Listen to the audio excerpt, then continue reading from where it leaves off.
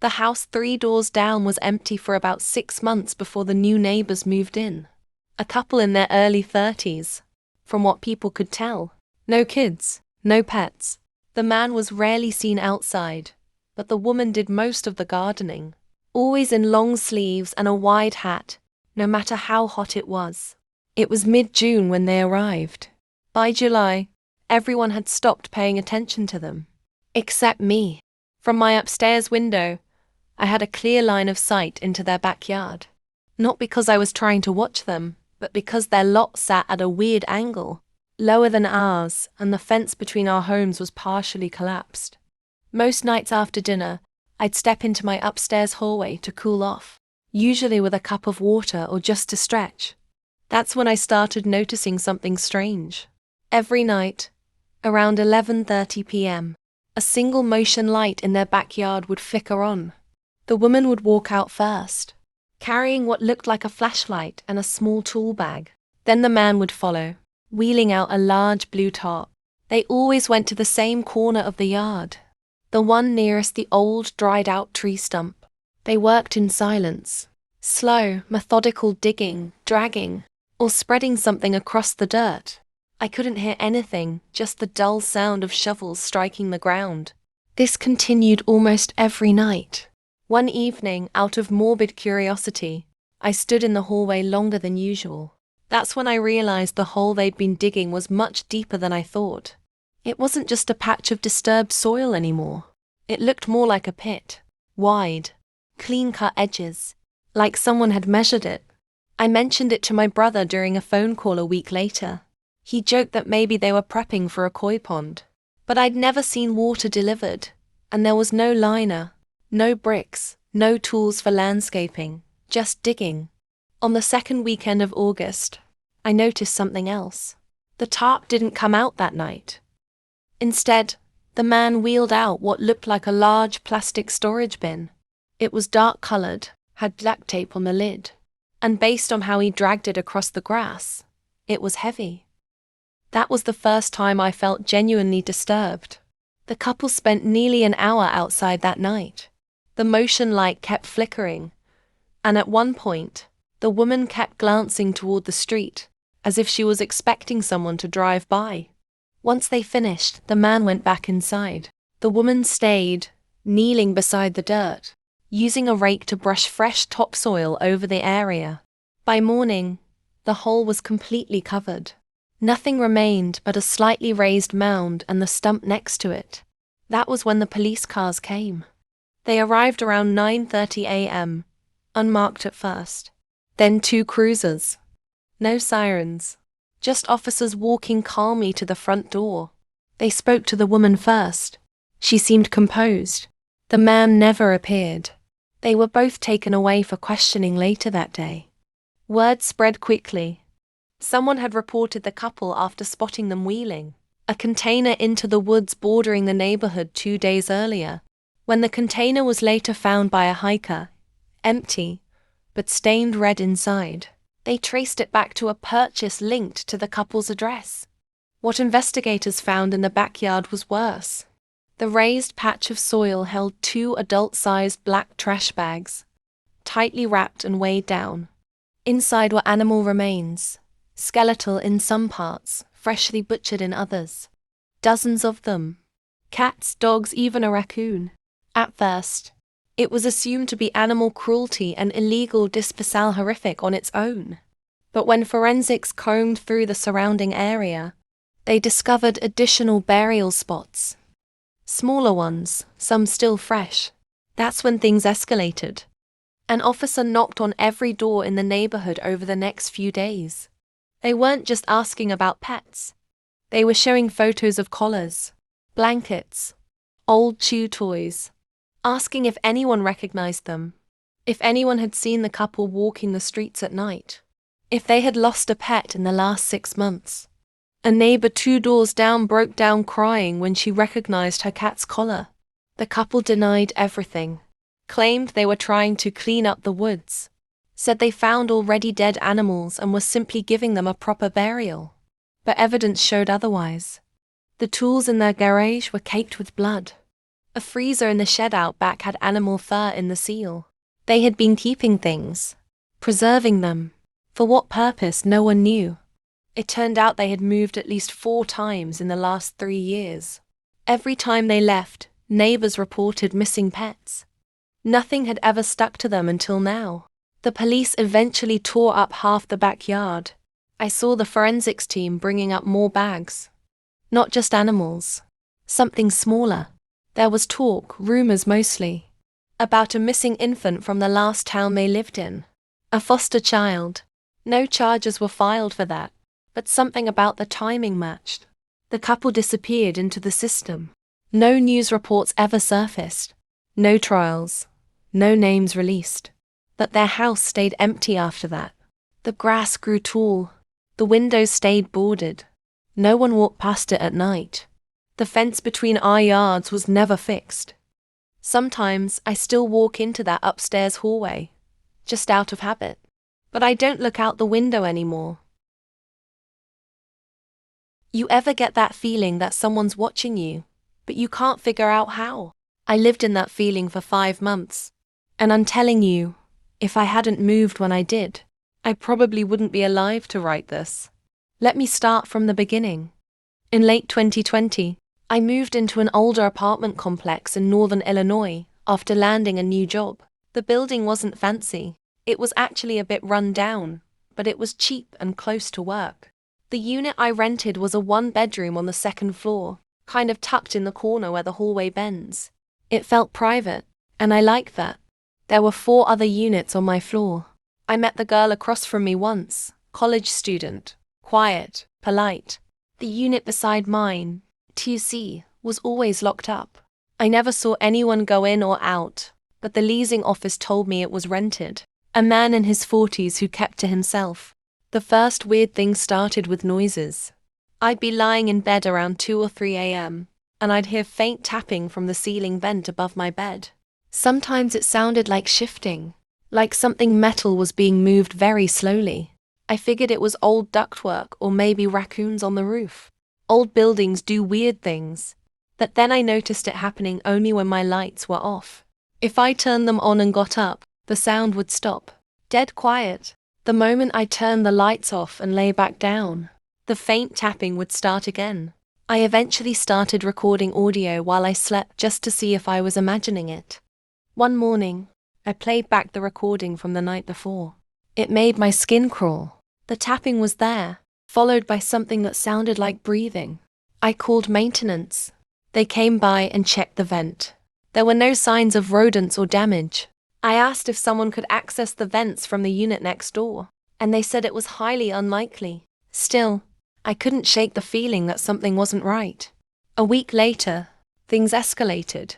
I came home from work one evening and found my kitchen drawer open, utensils scattered like someone had rummaged through them.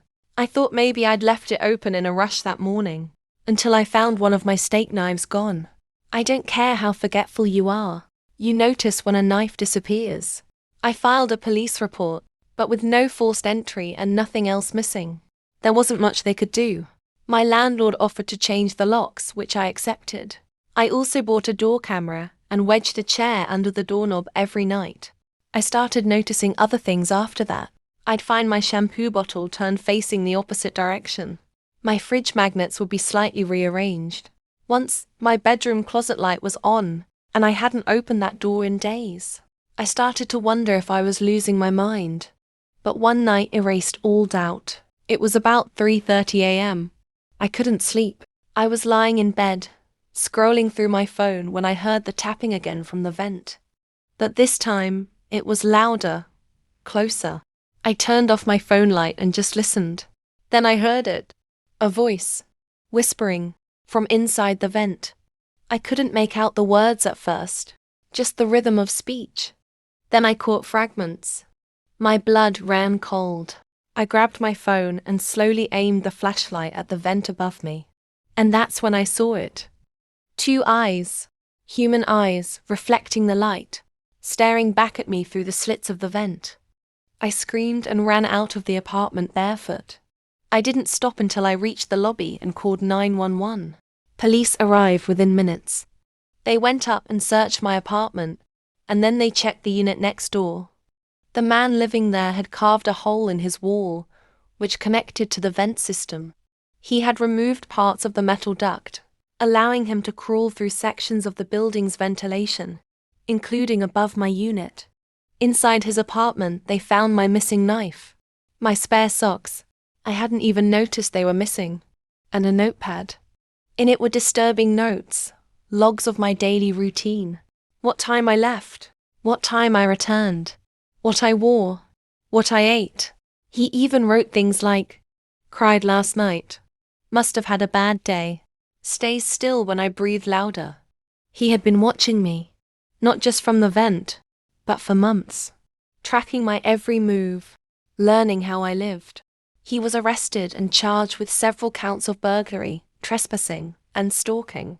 I learned later that he'd been evicted from several places before for similar behavior, but always avoided serious consequences. I moved out 2 days later. I still sleep with lights on, and I haven't lived in an apartment since. I honestly don't think I ever will again. So yeah, if you ever hear noises in your vents, check. You might not be alone in your own home. The first time I saw her, she looked like any other college girl. Tall, slim, dark curly hair, always dressed like she was on her way to a photo shoot. She lived in Unit 3C, directly across the hall from me. I had just moved into the building after a job relocation and didn't think much of her. She seemed polite at first, friendly smile, a quick wave here and there, but she had a kind of energy that felt manufactured. Too sweet. At first, the only issue was noise. She had friends over a lot, late-night hangouts, laughter, music with heavy bass. It wasn't outrageous, just constant, every single night. But then, weird things started happening. I'd leave my apartment to find trash outside my door. Not general hallway trash, specific stuff. Used tissues, coffee cups from the cafe downstairs, half-eaten takeout with my building's Wi-Fi printout folded underneath. It didn't feel like litter. It felt intentional. At first, I figured it was just random or careless. But one morning, I caught a glimpse of someone through my peephole. It was her. She crouched down, looked both ways, and slid a wrapper right under my door. Then she just walked off like nothing happened. I didn't confront her. I didn't even say a word. I just cleaned it up and ignored it. A week later, I got a warning email from the property manager telling me to please refrain from smoking inside the unit. Multiple complaints have been filed. I don't smoke. Never have. When I responded, the manager said they had photos showing smoke drifting under my door. I asked to see them. They were grainy screenshots from a phone camera, taken from an angle that could only have come from directly across the hall. I started feeling watched, not just when I stepped outside, but inside my own place. One night I walked into my bedroom and saw the glow of a phone camera light flashing through the peephole. Just for a second. Then it was gone.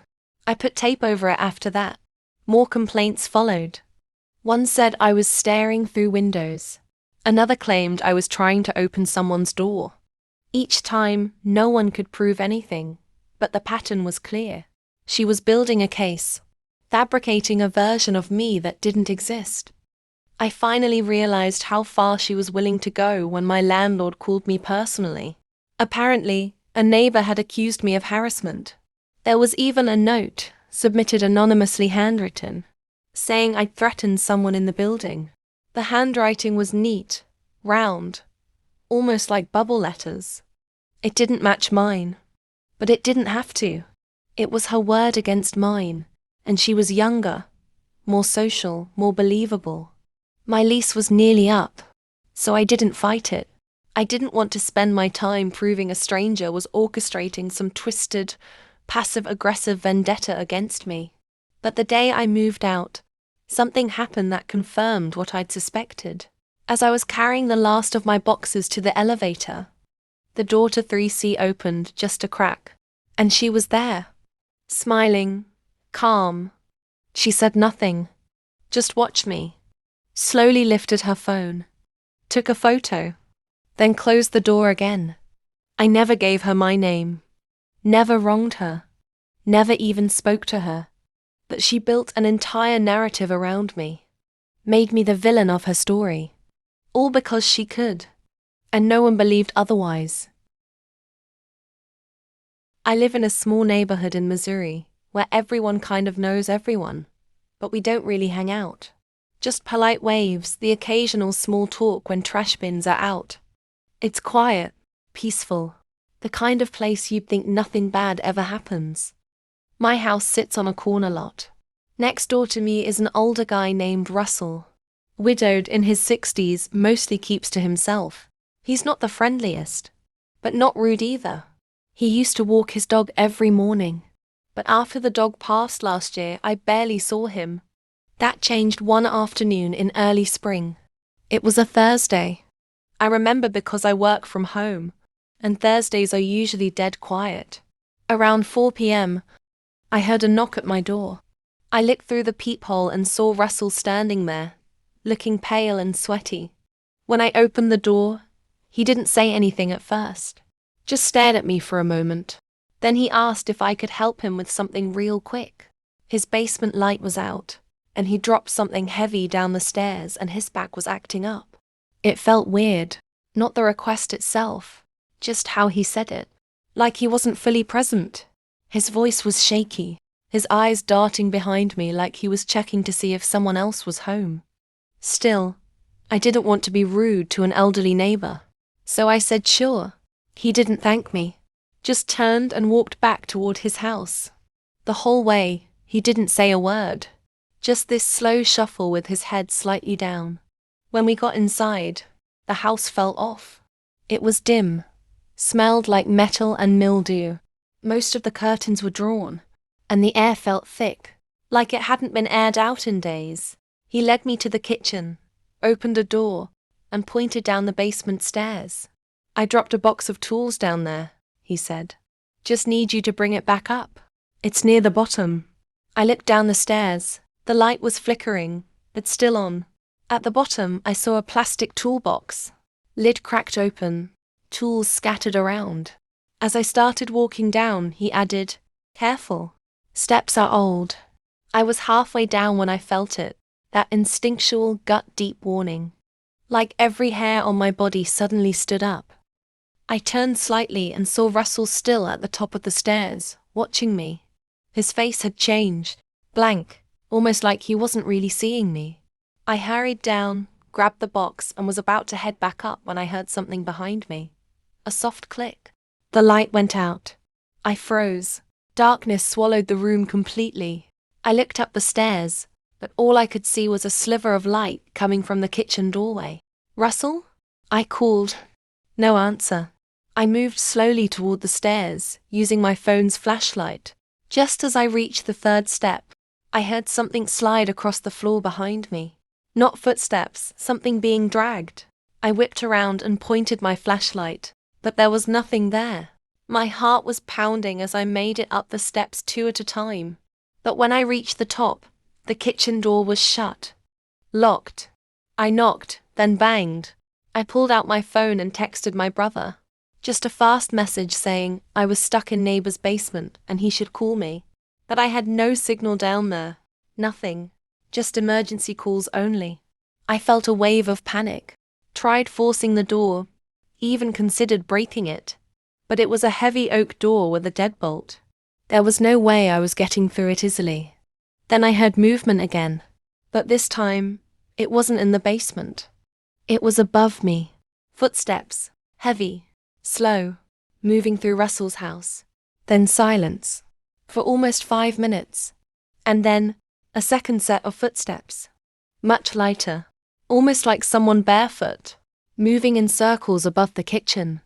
At this point, I wasn't even trying to rationalize it. I was terrified. Something was seriously wrong. I backed away from the door, holding the toolbox like a weapon, and scanned the basement again. That's when I noticed something I hadn't seen before. A second door, smaller, tucked behind a shelving unit. I walked toward it, moved the shelf aside, and opened it. Inside was a short, narrow hallway that led to a bulkhead-style door. The kind that opens into the backyard. It was unlocked. I bolted. When I got out, I didn't even look back. I ran straight to my house, locked everything, and called the police. When they got there and entered Russell's house, he was sitting at his kitchen table like nothing happened. Calm, quiet. He told them I must have gotten confused and imagined the whole thing.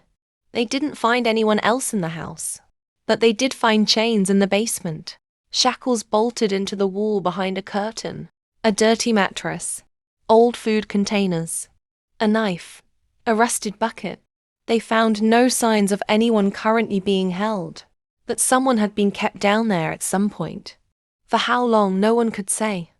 Russell was taken in for questioning. That same night, he had a medical episode and was hospitalized. He passed away 3 days later. No charges were filed. Nothing else was ever found. But I know what I felt. I know what I heard.